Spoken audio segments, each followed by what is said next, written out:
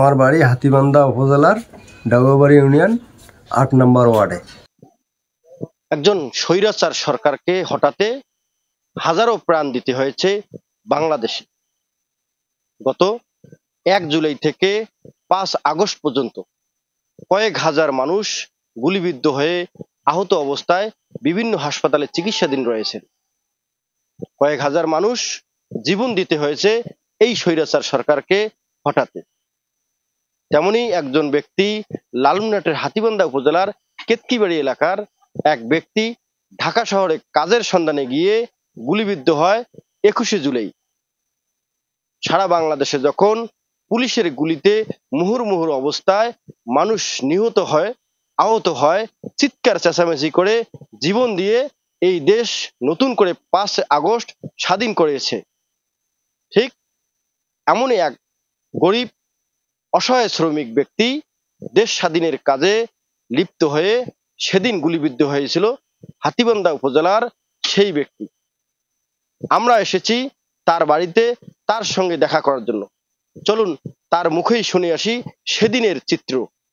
দর্শক, আমরা এখন কথা বলবো লালমনিরহাটের হাতীবান্ধা উপজেলার সেই মহুবর আলী, যিনি ঢাকার শনির আখড়ায় রিক্সা চালাতে গিয়ে সেদিন আন্দোলনে যোগ দিয়েছেন এবং আন্দোলনে যোগ দেওয়ার পরেই তিনি গুলিবিদ্ধ হন। তিনটি গুলিবিদ্ধ হয়েও তিনি প্রাণে বেঁচে গিয়েছেন। আমরা একটু তার কাছে জানতে চাইবো সেদিনকার চিত্র কি অবস্থা ছিল সেদিন। আপনি একটু বলবেন ঢাকায় আপনি কবে গিয়েছিলেন এবং সেই দিনের কি ঘটনাটা একটু যদি বলেন।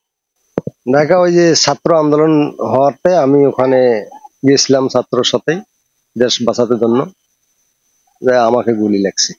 আপনি রিক্সা চালাইতেন, সেদিন কি রিক্সা নিয়ে বের হয়েছিলেন? না, সেদিন রিক্সা নিয়ে বাইরে নেই, রিক্সা গ্যারেজে রেখে আমি গেছিলাম ওই আন্দোলনে যোগ দিয়েছিলাম। তারপরে গুলি এসে লাগলো, বুকে একটা, পিঠিতে একটা, হাতে একটা।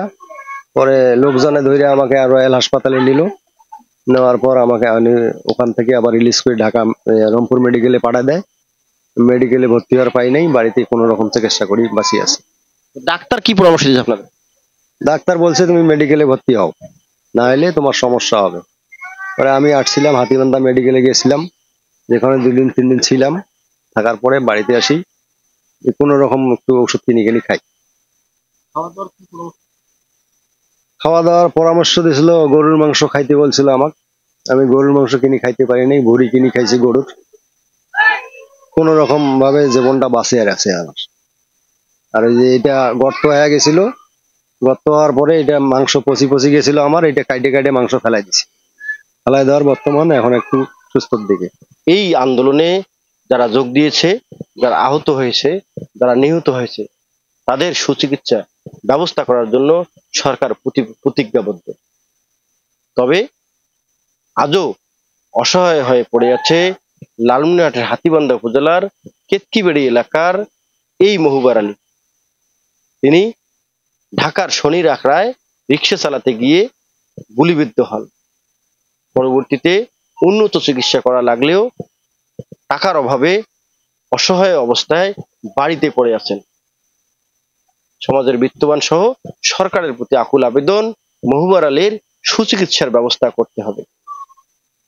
M A Rahim, news channel 24, Lalmonirhat.